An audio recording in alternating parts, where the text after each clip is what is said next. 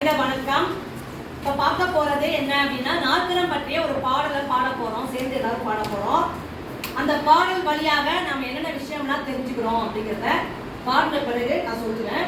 உங்களுக்கு இந்த பாடலை நல்லா மனப்பாடம் பண்ணி படிச்சு வச்சுட்டீங்க அப்படின்னா நாற்கரத்தினுடைய வகைகள் என்னென்ன இருக்கு, நாற்கரம்னா என்ன, அப்படிப்பட்ட விஷயங்கள்லாம் நம்ம தெரிஞ்சுக்கலாம். இப்ப நான் பாடுறேன். பாடின பிறகு நீங்களும் என் கூட சேர்ந்தே பாடலாம். கணக்காக 4 பக்கம் மாறி மாறி சேர்ந்திருக்க புதுசாக பேரு வாங்கும் ஒண்ணுக்கொண்ணு. அது நாற்கரத்தின் 7 வகை செல்லக்கண்ணு. கணக்காக 4 பக்கம் மாறி மாறி சேர்ந்திருக்க புதுசாக பேரு வாங்கும் ஒண்ணுக்கொண்ணு. அது நாற்கரத்தின் 7 வகை செல்லக்கண்ணு. 4 பக்கம் சமமானா சதுரம் முன்னே பேராகும். 2 மட்டும் சமமானா செல்லக்கண்ணு. அது செப்பகம்தான் தெரிஞ்சுக்கணும் செல்லக்கண்ணு. 4 பக்கம் சமமான சதுரம் முன்னே பேராகும். 2 மட்டும் சமமான செல்லக்கண்ணு. அது செப்பகம்தான் தெரிஞ்சுக்கணும் செல்லக்கண்ணு.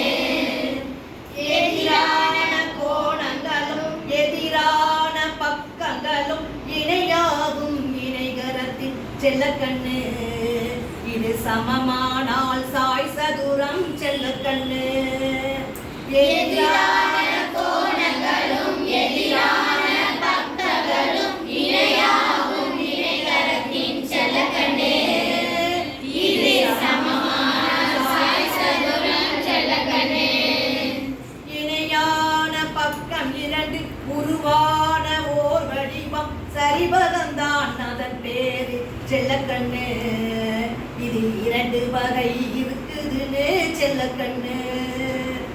இணையான பக்கம் 2 உருவான ஓர் வடிவம் சரிபகம்தான் அதன் பேரு செல்லக்கண்ணு. இது 2 வகை இருக்குதுன்னு செல்லக்கண்ணு.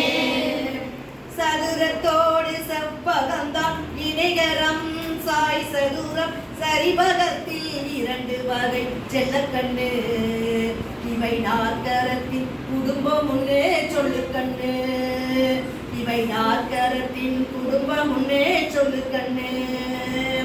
சதுரத்தோடு செவ்வகம்தான் இணைகரம் சாய் சதுரத்தில் சரிபகத்தில் 2 வகை செல்லக்கண்ணு. இவை நாற்கரத்தின் குடும்பம் என்று சொல்லுக்கண்ணு. இவை நாற்கரத்தின் குடும்பம் என்று சொல்லுக்கண்ணு. இந்த பாடல் வழியாக நம்ம நாற்கரத்தினுடைய குடும்பம் என்னென்ன இருக்கு அப்படின்னு பார்த்தோம்னா சதுரம், செவ்வகம், சரிபகம், இணைகரம், சாய் சதுரம். சரிபகத்திலே 2 வகை இருக்கு. இவை அனைத்தும் சேர்ந்ததுதான் நாற்கரத்தினுடைய குடும்பம் அப்படின்னு இந்த பாடல் வழியாக தெரிஞ்சுக்கிட்டோம். சதுரம்னா 4 பக்கம் சமமா இருக்கும், செவ்வகம்னா எதிரெதிர் பக்கங்கள் சமமா இருக்கும். அப்படிங்கிற விஷயங்களும் இந்த பாடல் வழியாக நம்ம தெரிஞ்சுக்கிட்டோம். எளிதாக புரிஞ்சிருச்சா எல்லாருக்கும்?